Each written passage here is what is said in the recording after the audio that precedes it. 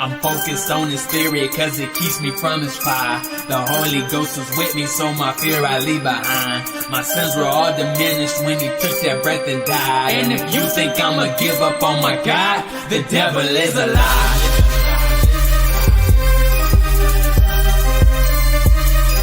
The devil is a lie.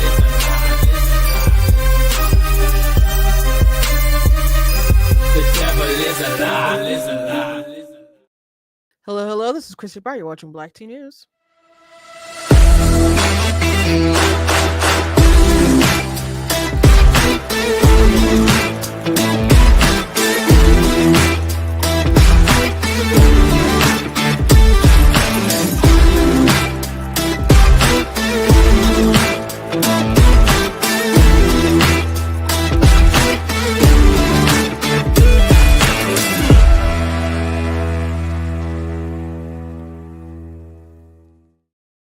Hello, welcome to Black Tea News. I'm your host, Christina Barr, and today we're going to be talking about Biden's goodbye speech.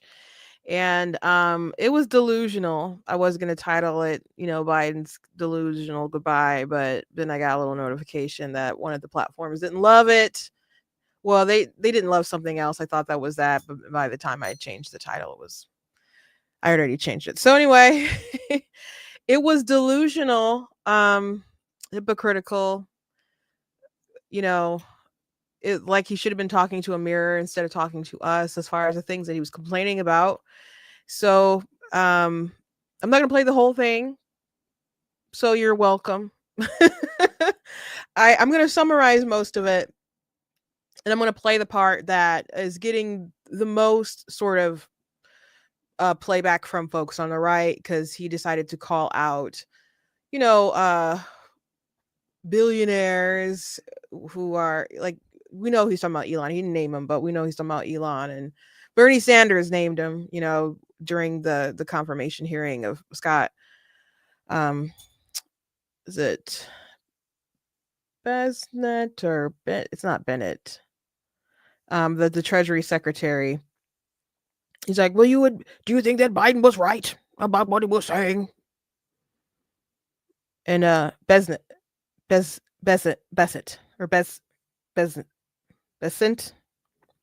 something like that. So he's a Treasury Secretary, and he was being grilled by Bernie. He's like, don't you think Biden was right about this stuff? There's all these rich people. And he's just like, Biden just gave the Medal of Freedom to George Soros. His son got it and stuff. So I'm going to play that clip too, because there's delusional responses to this, and Jim Acosta and all kinds of different folks. So you guys are still the bad guys, and I'm glad you lost, and I'm going to keep being glad that you lost. Okay?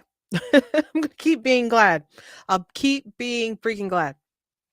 I also want to talk about this cartoonist who drew some things about Trump that were really negative, and some kind of pervy stuff, inferring that Republicans were pervy, and was mad that Republicans were calling different people groomers.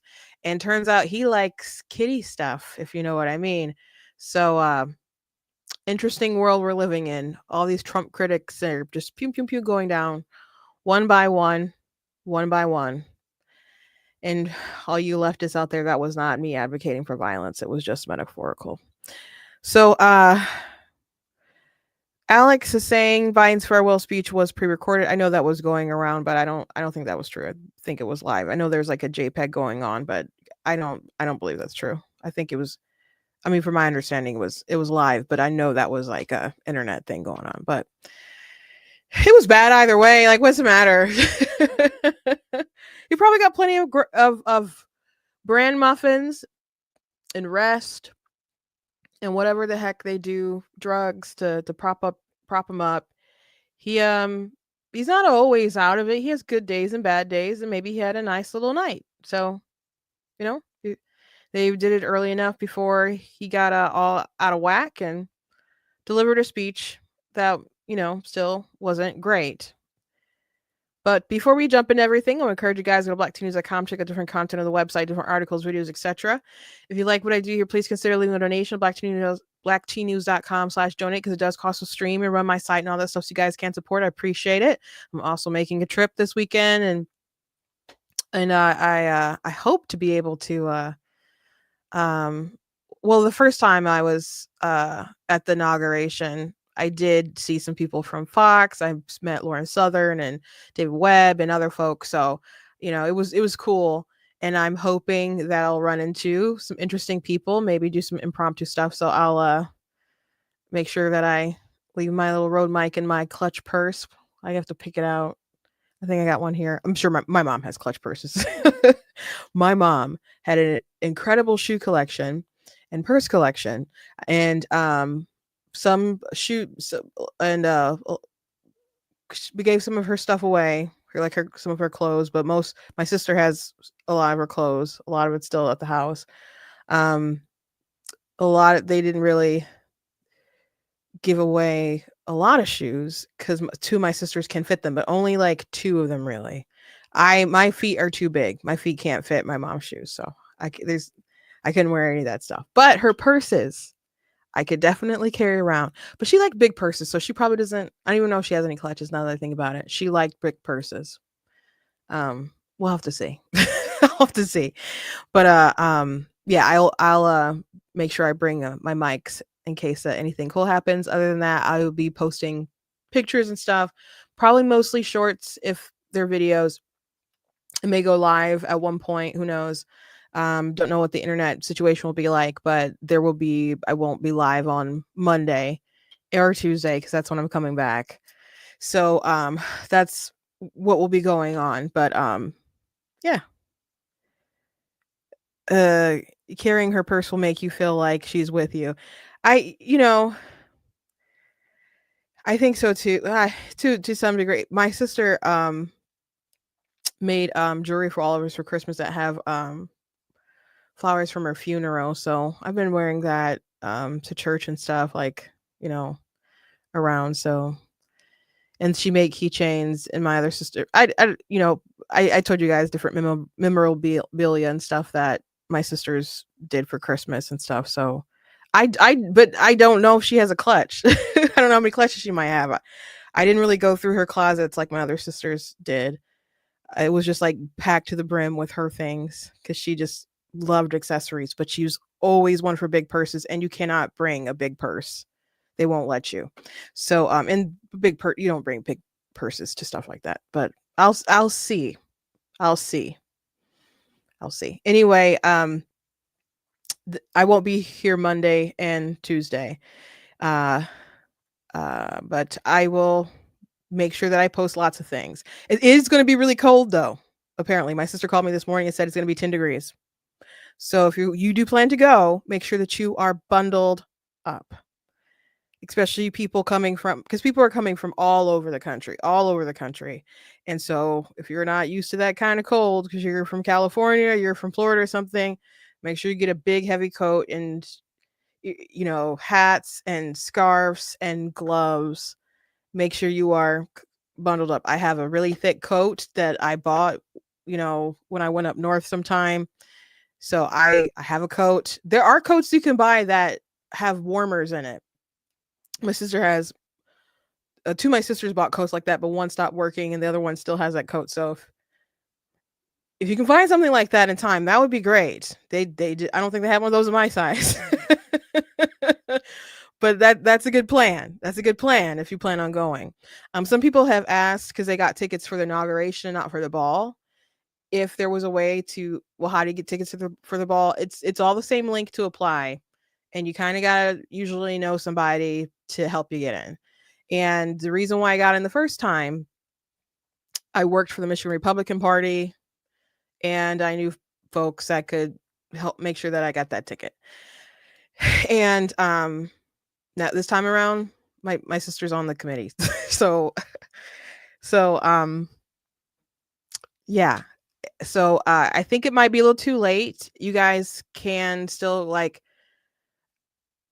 they already made the ticket packet, so I don't think it's possible to still get in to the ball. You guys can contact your senators because they in state reps, not state reps. I'm sorry, Congress offices, and see if they have tickets that you can get because they do have allotments. I don't know how their allotments are for the ball.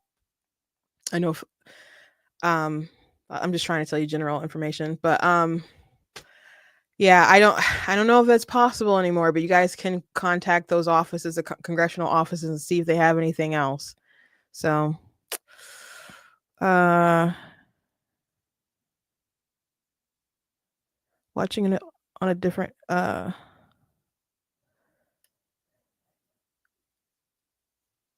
a wonderful time, Christina. I plan to, and I won't be it was just me and my no, we were all me and my oldest sister Gina. We were went to the inauguration, and there were more of us who went to the ball.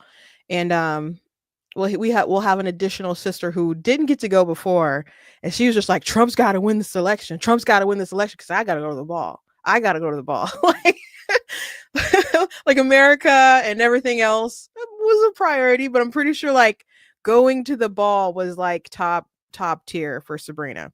So it's interesting being there versus what people are saying on TV, because I've told you guys how I listened to the speech. The speech was great.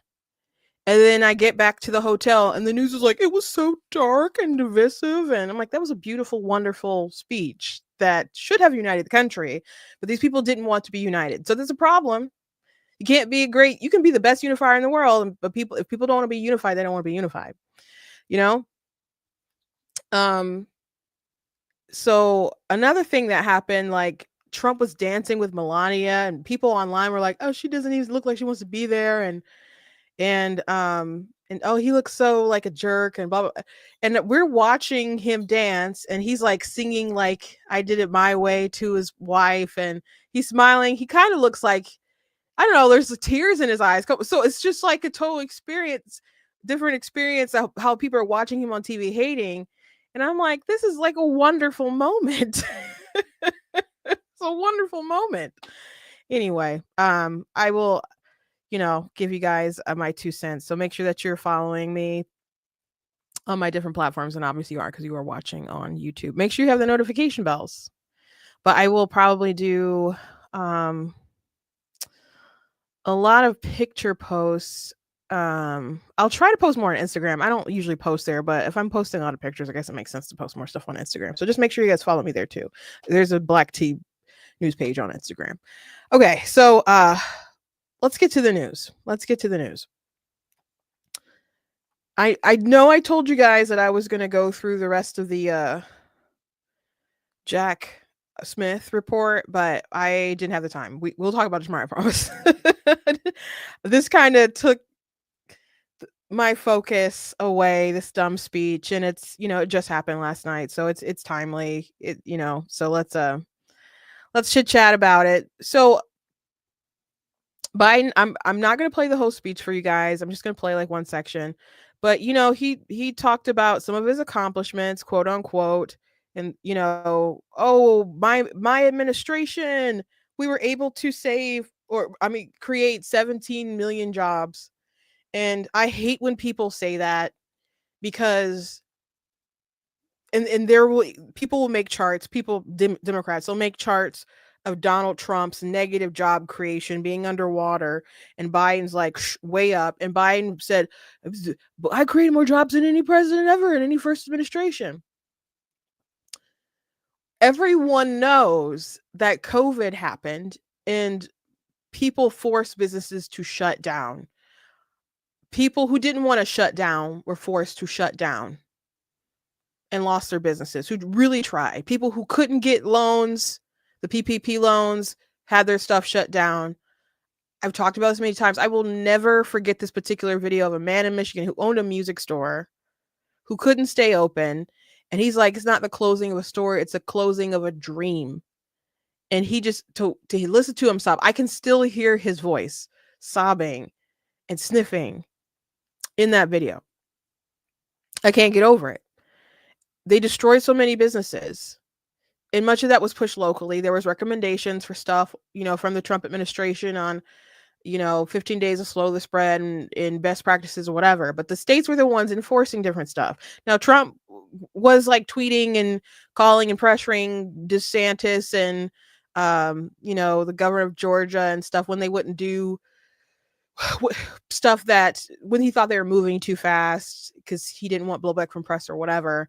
But as far as what things were being implemented, that stuff was on a local level, and we know that Democrats were really, really tyrannical. But Joe Biden came in and still extended this stuff afterwards and forced on the mandate. So, I wasn't happy with Trump all the time, but Biden, that we had more information, we knew better, and they still just went further and further with the different lockdown policies and, introducing the mandate for the jab and all that kind of nonsense. When at first Kamala Harris was like introducing vaccine hesitancy, she's like, I don't trust Donald Trump's vaccine. I don't trust his vaccine. So that's how she was. Same vaccine. When they're the president, like, oh, you better go make sure you get your jab and your boosters, or else. So all these businesses closed, all these people lost their jobs, all these people couldn't work. I have family and stuff. They lost their jobs. They couldn't work. And then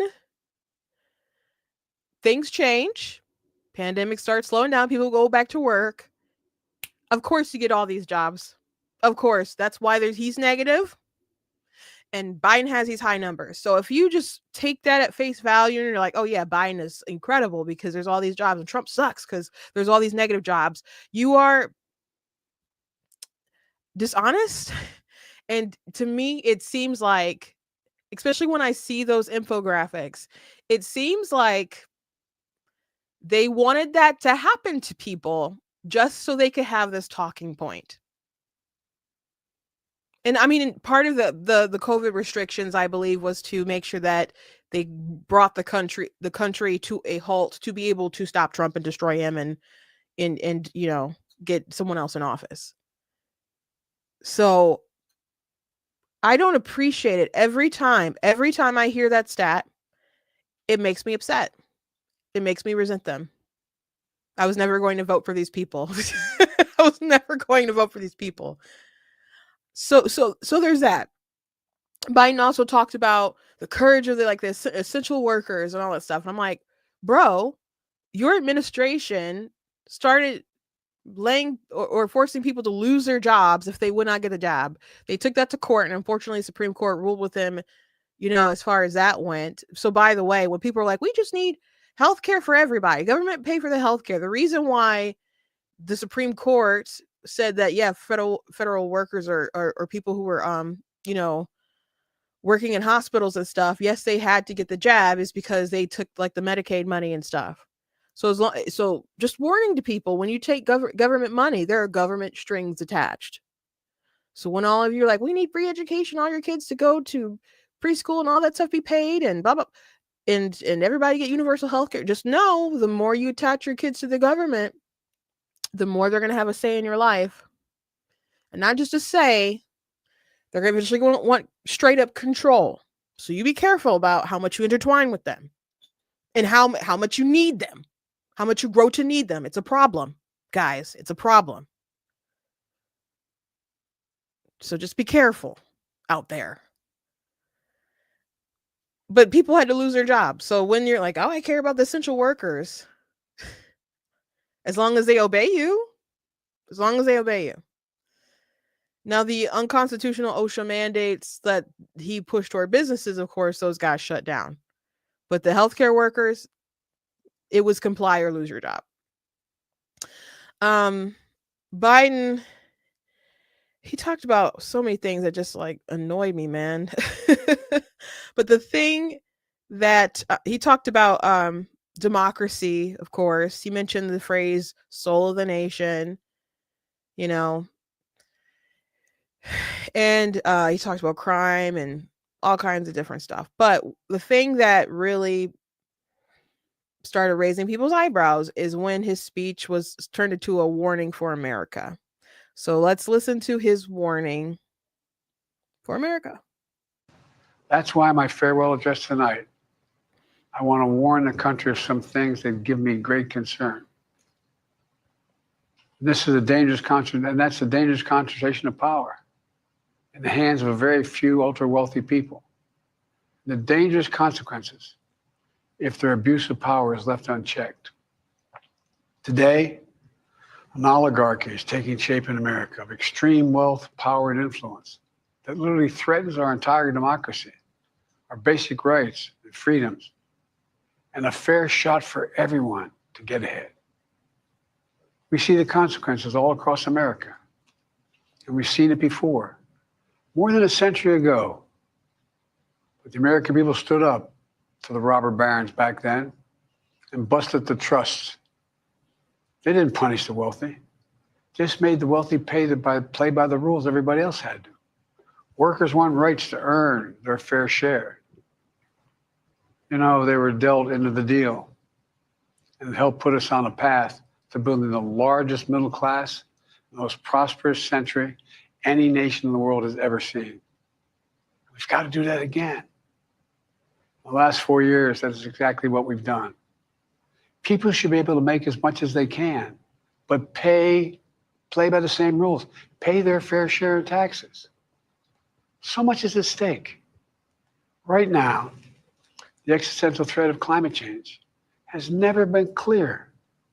Just look across the country, from California to North Carolina. That's why I signed the most significant climate and clean energy law ever in the history of the world. And the rest of the world is trying to model it now. Okay. It's working. Okay, sure. Okay, sure. So let's pause there. The oligarchy of the elite. Now we know he's talking about Elon Musk. And this is stupid. And anyone who is honest knows how stupid this is. First of all, really, really rich people, because people are like, Bezos is going to be at the inauguration, I think, and Elon, and oh my gosh, Zuckerberg's coming over. And they're not going to do fact checking on Facebook. They're going to do the community notes, and they're going to let people talk and be free. It's terrible. It's terrible. Okay. I don't know what kind of all internal struggles or revelations that Zuckerberg is having. You know, apparently he has kind of a more, I don't know, base look on life after he started doing MMA or something. I don't know. I think it's mostly, though, these people are not brave. They're following the wave. They're following the pendulum swing. That's what they're doing. They're following the crowd.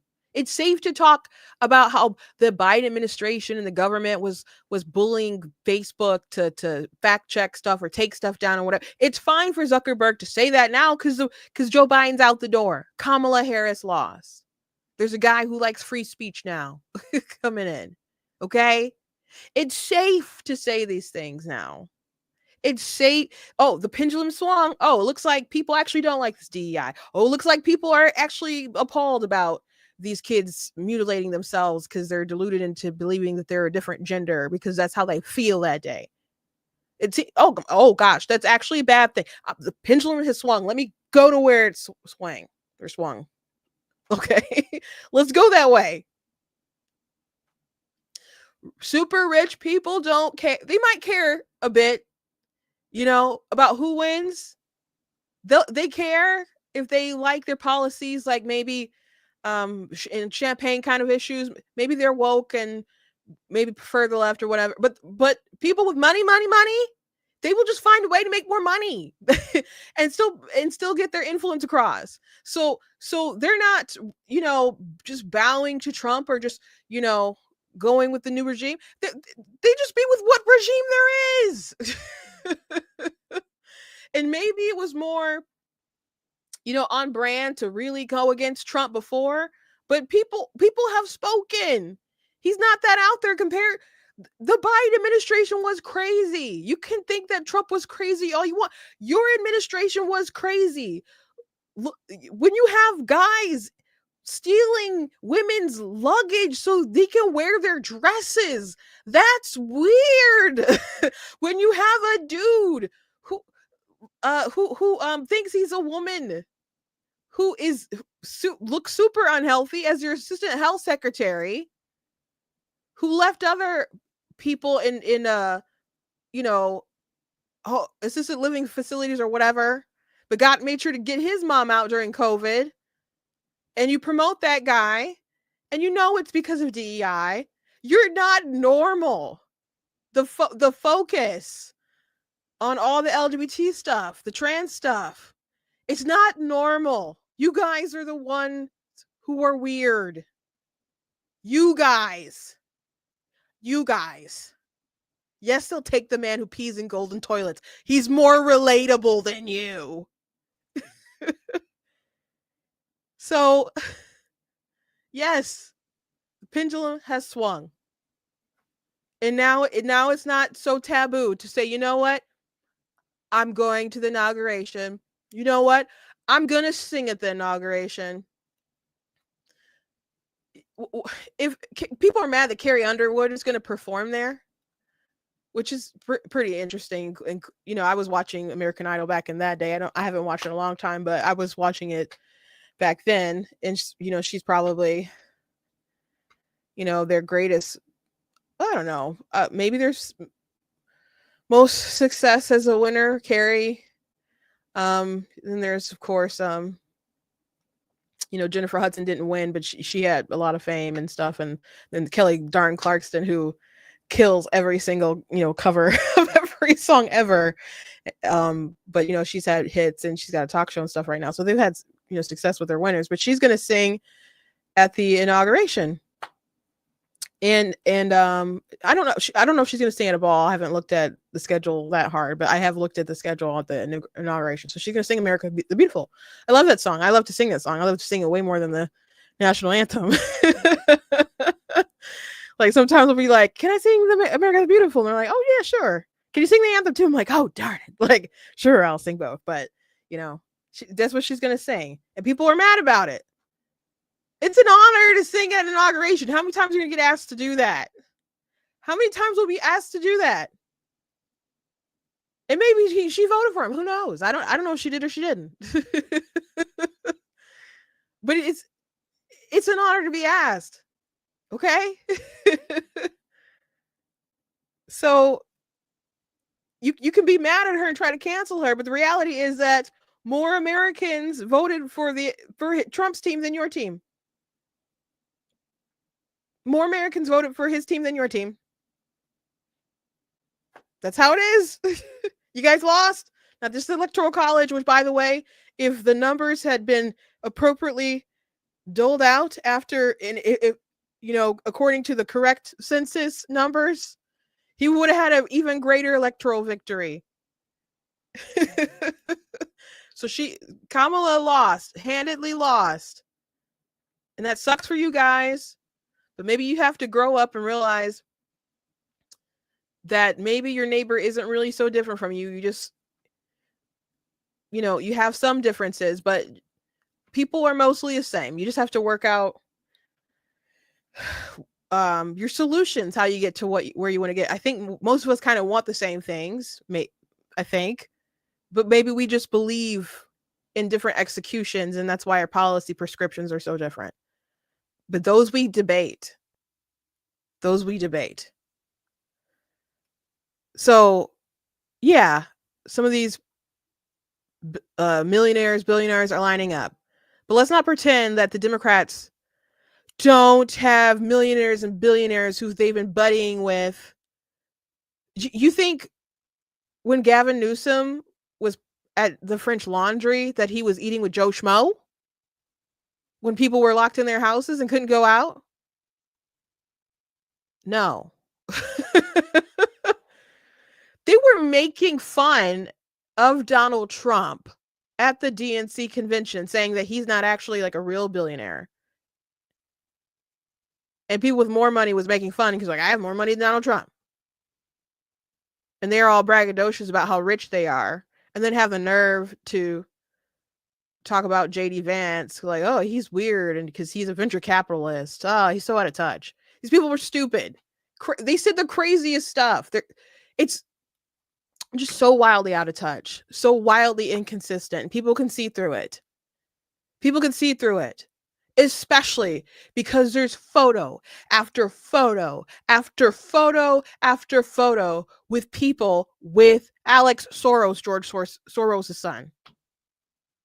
Photo after photo with them.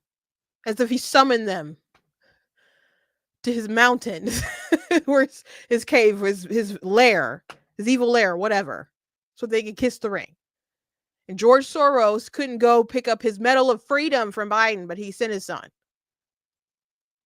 So if you're concerned about elites running stuff, look at physician, heal yourself, bro. And Biden had the nerve to say something about we need to ban stock trading in Congress. Did you try to do that? did you try to do that? I don't. Did you try to? Maybe that happened. Someone let me know in the comments, did that happen? I don't remember Biden really making that a big push in his administration. Who wrote that in the speech? Because I'm sure, like, you probably could have got a lot of people on board to introduce that if you were willing to sign that. I don't know how Pelosi would have felt about that, or the people who follow her stock trades. Because there's people who follow, like, oh, Nancy Pelosi bought this, let me go buy it too. I don't remember that being a Democrat priority in his administration. Yeah, my sister said Nancy would have shut that down.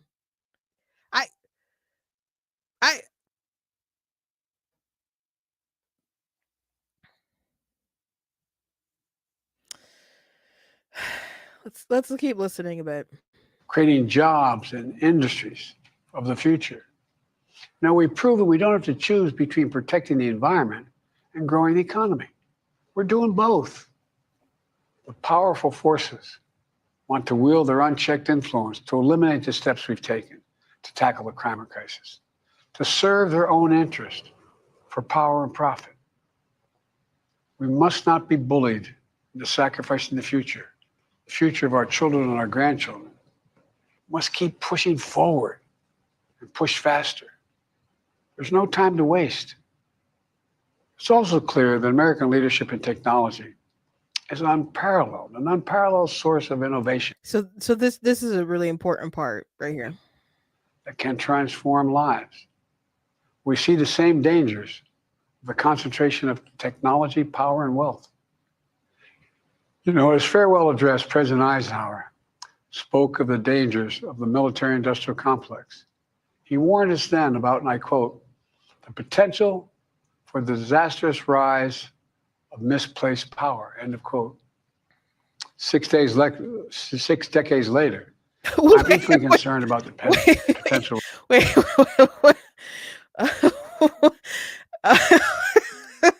Did you guys catch that? I'm pretty sure he wasn't supposed to read end of quote. Because usually you just stop quoting it, and I know sometimes they'll write end of quote in the teleprompter. So I don't think he was supposed to say that. I didn't catch that. Of a tech industrial complex that could pose real dangers for our country as well. Americans are being buried under an avalanche of misinformation and disinformation, enabling the abuse of power. The free press is crumbling. Editors are disappearing. Social media is giving up on fact-checking. The truth is smothered by lies told for power and for profit. We must hold the social platforms accountable to protect our children, our families, and our very democracy from the abuse of power. Meanwhile, artificial intelligence is the most consequential technology of our time, perhaps of all time. Nothing offers more profound possibilities and risks for our economy and our security, our society, for humanity. Artificial intelligence even has the potential to help us answer my call to end cancer as we know it. But unless safeguards are in place, AI could spawn new threats to our rights, our way of life, to our privacy, how we work, and how we protect our nation. We must make sure AI is safe and trustworthy and good for all humankind. In the age of AI, it's more important than ever that the people must govern. And as the land of liberty, America, not China, must lead the world in the development of AI. You know, So that's the only time I think he mentioned China, if I'm not mistaken. But I thought it was interesting that he talks about the threats to social media and the impact it can have on our children. And he doesn't bring up the fact that he signed this historic TikTok ban.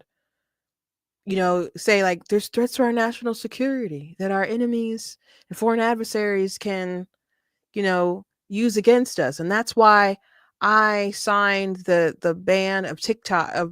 He didn't say anything like that. They're not braggadocious about this. They were quick to sign it. They're quick to pass it and sign it. But it's where's your flex on that, bruh? Where's your flex on that? Is it a lot of people are mad? Like millions upon millions of Americans are really, really mad that they're not going to be able to go to their favorite device and post content and see content and talk to people on live, and they're not going to be able to make money. A lot of people make so much money on TikTok. Small businesses, content creators, authors who would have never been discovered if and had a livelihood if not for TikTok shop and all that stuff. You don't want to brag about that, bro? I'm not saying that signing it wasn't the right thing to do. I haven't seen the intel that isn't public. And, you know, TikTok, I have a love-hate relationship with it. So it sucks for a lot of people. I probably won't shed too many tears. I kind of, it'll be like, oh gosh, that sucks. But at the same time, I'll be like, TikTok by dance. Yeah, you deserve this. Okay. But they don't seem too braggadocious about it. And it still boggles my mind that it wasn't a debate question between Joe or well, I mean, but by the time he signed or whatever, I think he signed after Kamala became the nominee, but it wasn't something they pressed her on, and it wasn't something that her constituents really held her accountable for. I didn't see a lot of TikTok videos like, Kamala, you better answer why y'all banned TikTok. I didn't see videos like that. And she's on TikTok, and Biden's on TikTok. So I thought that was interesting. It seemed like a good time to brag about that, bro, or explain yourself, especially if so many people are upset. You mentioned other things that you passed, but not that one. But let's reel it back a little bit. When you start talking about, oh, they're gonna stop fact checking, they're still going to be facts, but they're going to the model that X has, community notes. I like community notes. They're much better than the fact checking system that Facebook has right now or had. It's better. You say something misinformation, there's this little note, and then it alerts people because people would spread lies, especially like 2016 and other stuff. Stuff would just go around the world during Trump's presidency, and then it'd be like, "Oh, I'm wrong. Let me just do this little correction in the next tweet that no one will see." Community notes will be right under the tweet, and people will get an alert. This thing was wrong, or here's some missing context. It's a good thing. So there's still going to be a form of fact checking, but it's not going to be like it was on Facebook. I think that's a good thing. That's an improvement. It's an improvement that people will have more speech. Sunlight's the best disinfectant. Okay? And it's really bad when, like, there was all this trans stuff exploding on TikTok. And I know TikTok was very influential to helping that spread. So we're like Tumblr and other stuff before that, but and maybe still I'm not on those other kind of sites, but I heard things or whatever. But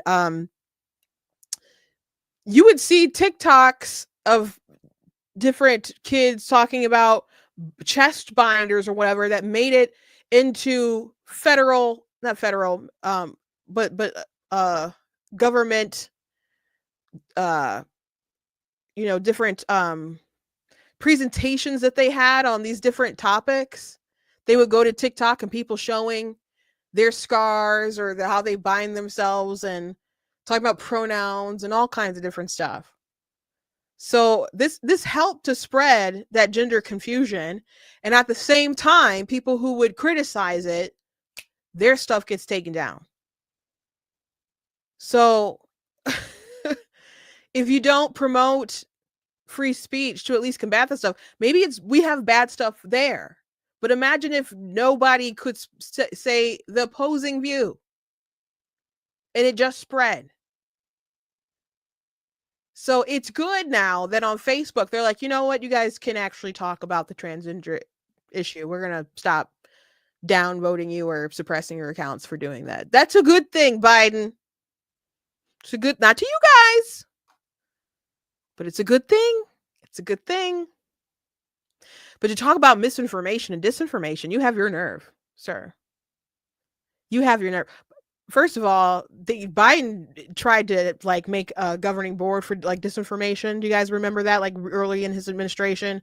And then they actually had like a person who was supposed to be over it, but she was like nutty, and there was just a lot of negative information, and basically they scrapped that. But they tried to have something under the Department of Homeland Security about disinformation, you know, and people are like, this cannot be constitutional. So I know he's a big fan of censoring social media, and Kamala Harris is a big fan of censoring social media. But these are the people who peddled things like the Very Fine People hoax. Kamala Harris, I don't have the time to rant. I know you guys are probably like, she's ranting so much today. I don't have the time to go through all the things that she lied about during the campaign. How much that the Biden HQ, which turned into Kamala HQ, the sort of lies that they would peddle about Trump were just insane. The dishonest framing of Trump saying, I'm going to do it whether the women want me to or not, talking about I'm going to protect them from, you know, criminals and all sorts of people who mean them harm, whether they like it or not. That's the actual context. And they clip it to make it put headlines about abortion and keep repeating, I'm going to do it whether they like it or not, to make it seem like he's talking about, I'm going to ban abortion whether they like it or not, even though that's contrary to how he ran. And they know they're taking it out of context. And then the media picks up that kind of stuff. And then Kamala Harris goes and repeats that garbage. And these people have the nerve to talk about misinformation, disinformation, as if they're not straight up lying. Straight up lying. They don't care about truth. They don't care about honesty. And they care. And the freedom of the press is deteriorating. Did we not hear the press complain about how the Biden administration would make them feel bad for questioning Biden's mental capacity? Like, well, I would have pushed back more. Maybe I should have pushed back more, but the White House, they just made us feel so bad and push back so hard about anything about his health. And they were hiding him from America and sheltering and shielding him and babying him all this time. They love misinformation. And Biden will be so mean to the press if they're pressing too hard on different stuff. He's a cranky old man. You know? Don't pretend like you're so pro journalist, you're so pro free speech. Yet when they write nice things about you, sure. And we don't have, you know, independent journalists anyway. They're very much on your side. I'm not saying we don't have some with integrity or some who are neutral or some who are conservative. But the people at the Washington Post were so angry that Bezos didn't want to endorse Kamala, who was going to lose. And everyone who read their paper anyway was probably going to vote for her anyway. And he just opted to just say, we need to stay out of that kind of stuff. Look, we're having a change. And people were so angry. We went through how angry the journalists and subscribers were. And you would talk about the press and the free and independent press. I mean, in the sense that you guys aren't controlling them, I guess, sure.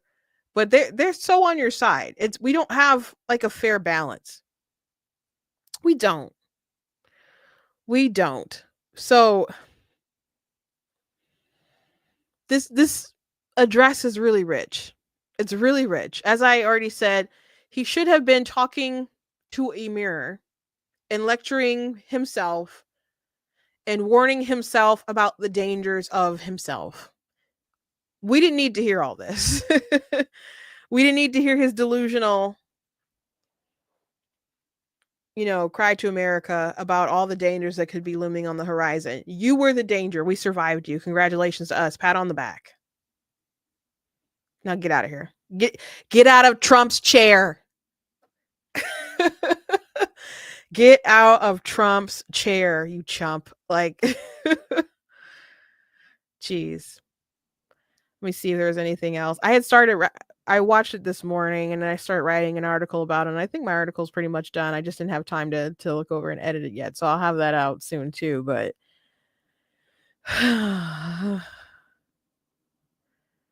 like he talked about the courts and our norms. You guys know that they basically want court reform because they don't like the conservative justices. They bragged about defying the Supreme Court when it came to student loans and forgiveness. They talked about abuse of power when his DOJ went after Trump. Now the DOJ is bad and unfair when they go after Hunter, but it's just silly when Trump complains about them being biased and stuff and political targeting. Also, he talked about paying their fair share. The rich has to pay their fair share. His son was convicted for tax crimes. He should have been convicted for more tax crimes, for more things than just the tax stuff and the gun charge. But then he pardoned him. So the rich have to pay, but not you, who has enriched himself with his political position and his family for all these years, not your son. And I'll be really surprised if he doesn't pardon his brother. But we still got a couple more days till the long list, I'm sure, comes out. I think by the time he probably does that, he'll be running a lid and not want to talk to many folks anyway. So I'd be really surprised if he doesn't pardon his brother. I'm not going to say he's 100% going to do it, but I'd be surprised. I'd be surprised if there weren't more blanket pardons coming. But I'm totally not surprised that he did that for his son.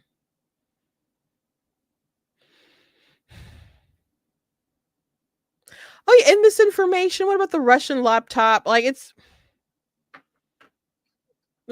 getting the 50 intel agents to say this looks like Russian propaganda, knowing that it was his crackhead son's laptop. Like, you try.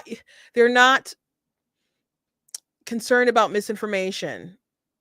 I mean, they might be a little bit concerned, but they're mostly concerned about the free flow of information and how it can cut against their propaganda. That's what they're mad about.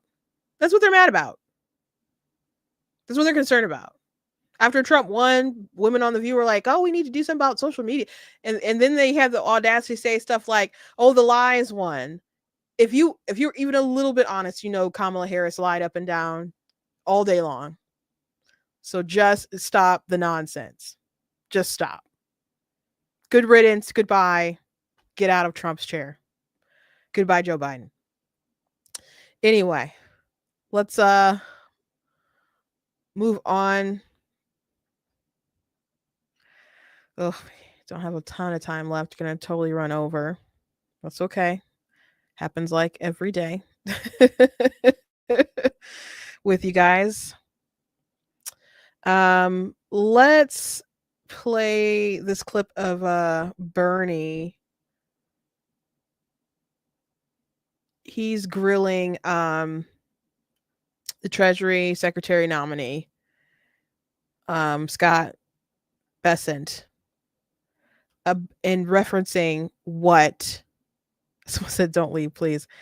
I don't know if you're talking about me or you're talking about Biden, but goodbye, Biden, he sucks. But here's Bernie Sanders grilling him saying, I agree with President Biden. What do you think? When you have a small number of multi-billionaires who have enormous economic, media, and political power, would you agree with President Biden, who last night stated, and I quote, "An oligarchy is taking shape in America of extreme wealth, power, and influence that threatens our entire democracy, our basic rights, and freedoms," end of quote. That's what President Biden said last night. I agree with him. Do you? Senator Sanders, I enjoyed our visit. Talk a little bit closer into the mic. I enjoyed our visit, and I hope you got my follow-up materials that on the discussions, my previous writings on the tariffs and China. And look, the three billionaires who you listed that all made the money themselves. Mr. Musk came to the country as an immigrant. I understand that, but what I'm asking you is, when you have a handful of people like Musk, who will soon be part of the Trump administration, and others, when you have three people owning more wealth than the bottom half of American society, when these people have enormous influence over the media, when they spend huge amounts of money in both political parties to elect candidates, what Biden said last night is we're moving toward an oligarchy. I'm asking you that question. Do you think, forget how they made their money, do you think that when so few people have so much wealth and so much economic and political power, that that is an oligarchic form of society? Well, I would note that President Biden gave the Presidential Medal of Freedom to two people who I think would qualify for his oligarchs. So this is not a condemnation of any one individual.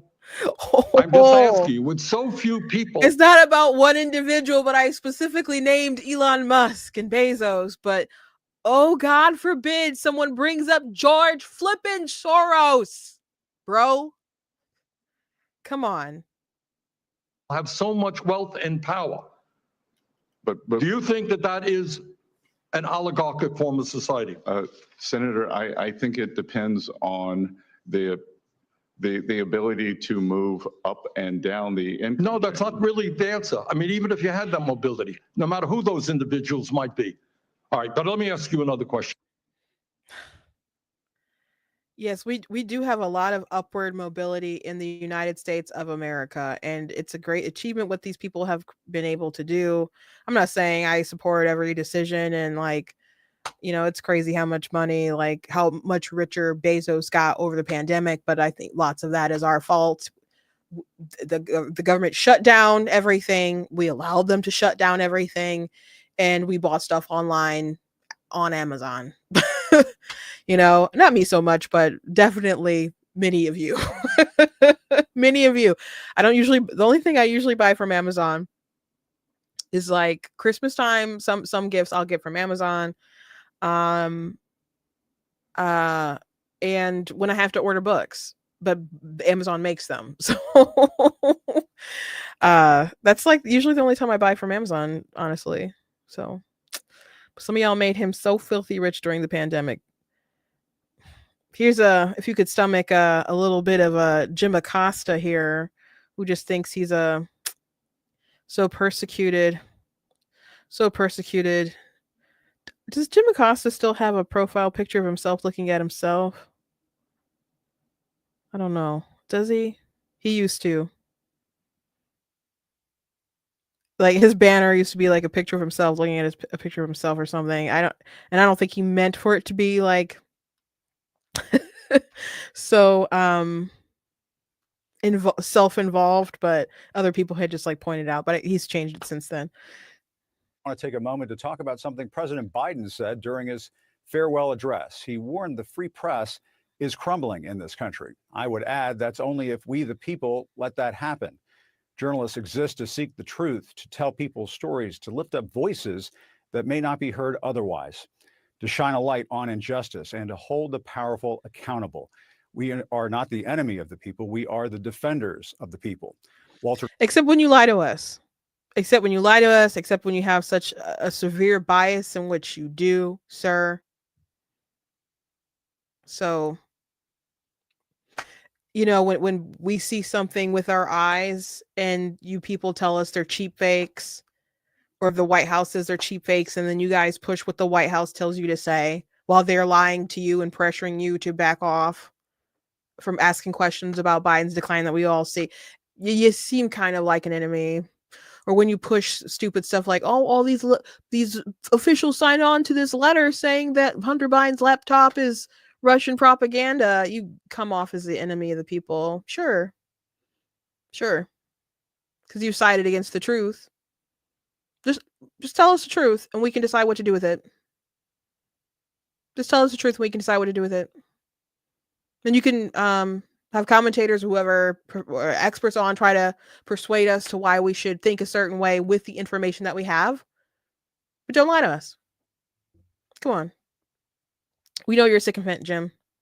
Sir Cronkite once said, freedom of the press is not just important to democracy, it is democracy.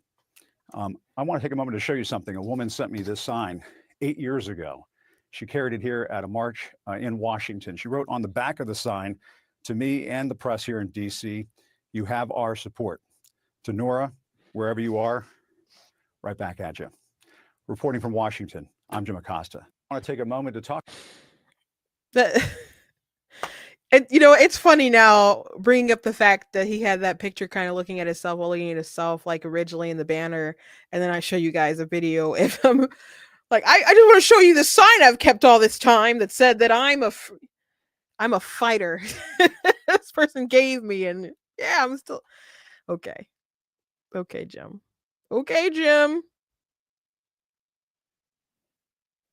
It's so funny that people used to mock him with the Dear Diary entries, and apparently he hated that. So just FYI, if people want to at Jim Acosta, mocking him about his life. So Joy Reid had, I don't know, maybe I'll save that for tomorrow, because that rant, she rants about Elon Musk, but it's not so totally, I think, involved with what was going on today, so, or yesterday, last night. So I think I'll table that. But yeah, the press are, they like the speech, I guess, or they're pretending like they like the speech. I didn't think it was a good speech at all. And his administration was a joke. And he's guilty of the things that he's worried about and warning about. And I'm glad that he lost. Before I briefly talk about this other story, I just want to point this out. I get messages or comments all the time. On TikTok, I don't read like messages from people too often. They're like, did someone pick you yet? And mostly I might go through some of the positive ones and reply to people before it all gets shut down. But TikTok commenters on this video of election night, when I was like, Donald Trump won, and people will say stuff like, oh, how do you feel now? Can we get an update? Can we get an update? Can we get an update? And I'm just like, Donald Trump is not the president right now. Like, oh, gas is still high, or eggs are high. Eggs are high. Why? Where's you Trumpers at? Trump's couldn't do anything yet. What are you talking about? What? Why should my mood be so changed right now? So, first of all, my mood's going to be changed anyway, because it was the high of election night and winning. I didn't even know I'd be that happy until it kind of happened. But I was so glad to watch her lose, though. But so yeah, I was really happy. But that was the high of that night. I don't think I'm going to be that super excited. Maybe a similar high will be at the ball or something. But I don't know. Especially like you're watching the comeback happen. It was historic, okay? But someone's like, well, can you keep an update on Instagram from 6 months from now, 9 months from now, and blah blah blah. And so my answer to them, and I did a quick video, was I stream all the time. If you want to know my opinions about politics, you can watch me on YouTube and Facebook and so on. And I stream, Monday through Friday, 4 p.m., usually about an hour. Well, it's supposed to be at least an hour, and then usually I go over. So you can look me up and watch my content if you really care that much. But if you're waiting for me to do some kind of update of, oh, I'm so sad about Trump winning and being the president, that's not going to happen. It's not going to happen. Like the worst I would say would be, I wish another Republican was president. But, the reality of the situation is that it was Trump versus Kamala.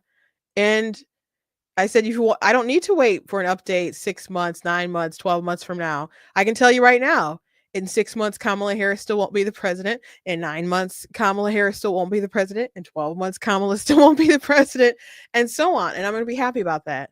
I didn't want her to win.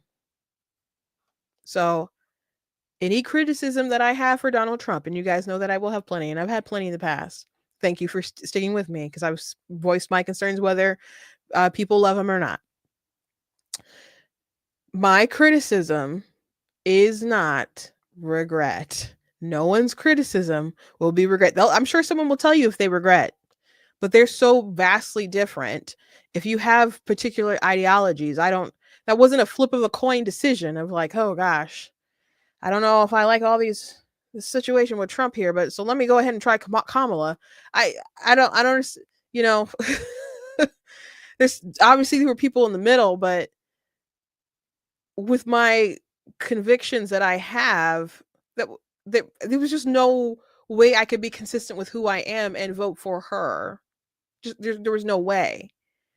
The best scenario for them was just me not voting for the top of the ticket. And that was considered strongly, by the way. It's at some points. I was so mad when I got a pro-choice, like Trump's common sense abortion policies in my mail. I was so mad about that. And you guys know that I was mad about that. But that was the best they were going to get from me. I was never going to vote for her. I was never going to vote for Joe. It doesn't matter how many times you call me names, you talk about my gap teeth. It doesn't matter how many times you call me Sambo. It doesn't matter how many times you call me the N-word. It doesn't matter how many times you say I need to unblack myself. It doesn't matter how many times you call me an Uncle Tom. It doesn't matter. You weren't going to bully me into voting for them, because I didn't like them. I didn't like their policies. I didn't like the demonstration that they gave us in the past 4 years. And I didn't like their plans for the future. It's a good thing Trump won. It's a good thing. And Biden's address showcases that.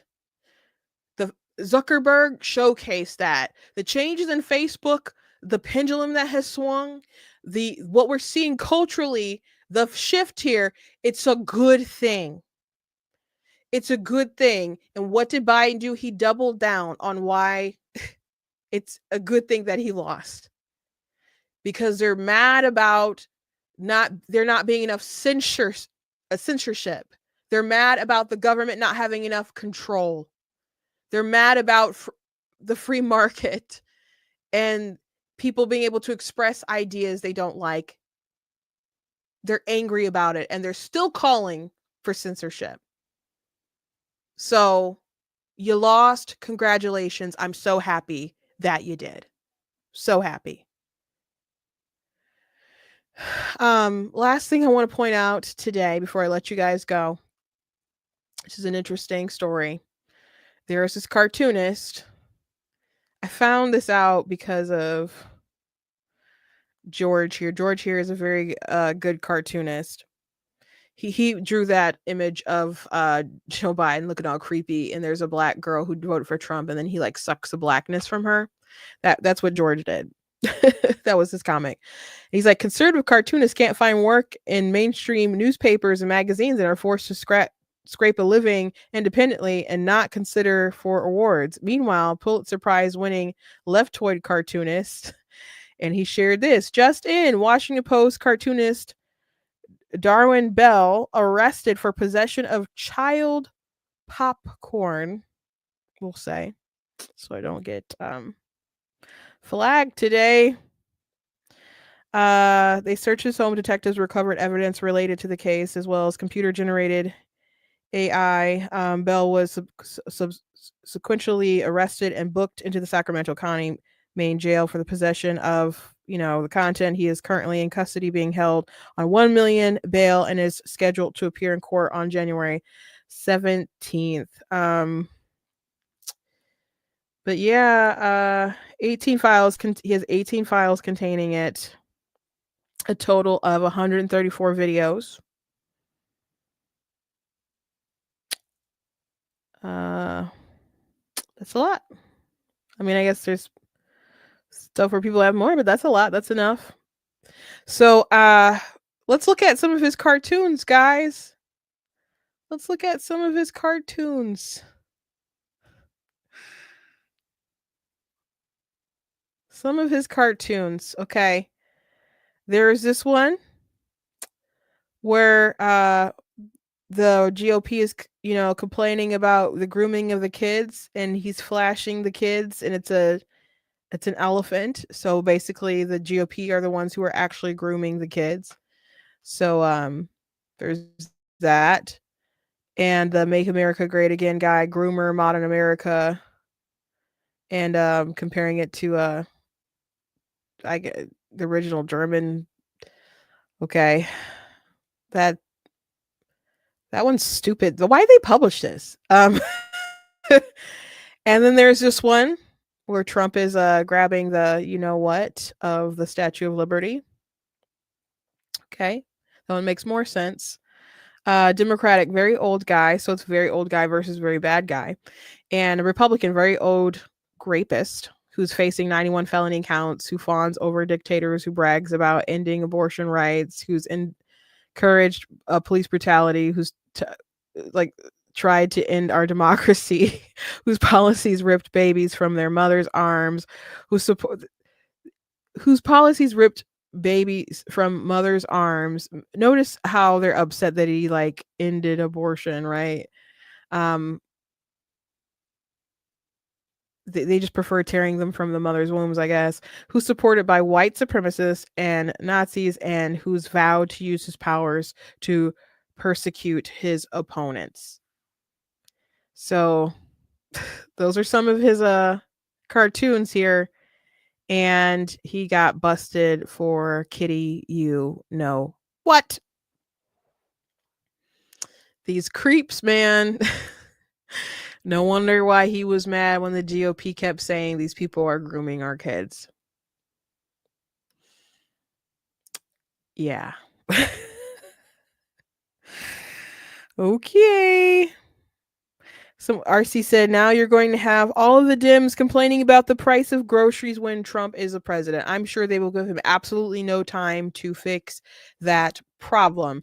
I was reading today, people were talking about how bad the housing situation is and how high the interest and all rates and all that stuff is. And that's going to be a big issue for Trump to tackle. Now, obviously, I didn't want Kamala Harris to be the one to tackle that issue. And I think it makes more sense for someone who's been involved in real estate all these years to tackle that issue. And I'm sure he'll have some smart people around him. But the, home ownership is a big deal, and a lot of people see it as a really essential part of the American dream, and it's just really, really, really, really out of reach for so many people. And they got to find a way to fix the economy so it's better for people. But the prices are so high. I was talking about my sister, and she was talking about someone who was looking at houses, and the prices were just really high, but the houses didn't look amazing or anything. And they're like, yeah, you're just basically paying for the area.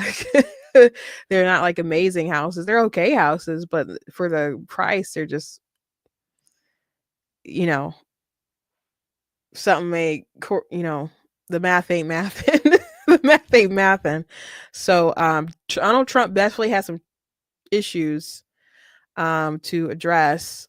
And there's definitely some challenges. I know Joe Biden's like, we're handing things off and they're so amazing. They're so amazing. And people, if they were amazing, maybe he would have won the election. Maybe, we wouldn't even forced him out, or Kamala would have won, or whatever. If people felt that the economy was great, things were great, as they keep bragging about, people wouldn't have been like, okay, let's give Trump a try again. Like the lawfare, other stuff, the wokeness, those things played a role, but the economy was a huge deal. The border was an incredibly huge deal. But the economy, man, people don't feel like they're in a good spot. So we'll have to see what they do, because Trump has a lot of ideas, but they want to cut regulations and they want to cut spending some ways, but they don't want to touch entitlements. And they want to, of course, spend more in the military. And there's a lot of policies or what stuff they wants to get done that are going to cost money as well. Some things that he promised, I don't think he's just going to end up pursuing, or maybe pursue to a little degree. But something like if he actually did the IVF policy, which I don't really support, but that would just be astronomical. The math it's not justifiable. But we'll see. We'll see. I mean, I think the goal is to generate enough revenue from the economy just doing so well that they could pay down the debt and other stuff like that. But he likes to spend money. He was never a Tea Party person, and people who had Tea Party sort of expectations with Trump were just kind of fooling themselves. Like, he should have voted for someone else. He pees in golden toilets. What do you expect? But I trust him better with the economy than Kamala Harris. Thank you guys for joining me today. Hope you guys enjoyed the show. Please go to blacktnews.com, check out different content on the website, different articles, videos, etc. If you like what I do here, please consider leaving a donation on the website, because it does cost to stream and run the site and all that stuff. So if you guys can support in that way, please do. You guys can also check out different merchandise that I have available on the website, different t-shirts and mugs and so on. So go ahead and pick up that stuff. You guys can also check out different books that I've written, like my book, of course, God is Blatantly Against Abortion. And if you have gotten that book, please leave a nice review on Amazon and stuff. So please go ahead and check that out. I do have a second edition out. I recommend that you guys go ahead and that you read it. I think the March for Life, that starts right after it's the same week as the inauguration, right? I think it's a Women's March that's right after. When is it? January 24th. Yeah, I will not be there. I will not be there this year, unless because I'll just be coming back from the inauguration. So yeah. Unless I get the sponsors to fly me but right back or something. But I'll be traveling with my family, and they're not all staying out there for that. So anyway, God bless you guys, and I'll see you on tomorrow.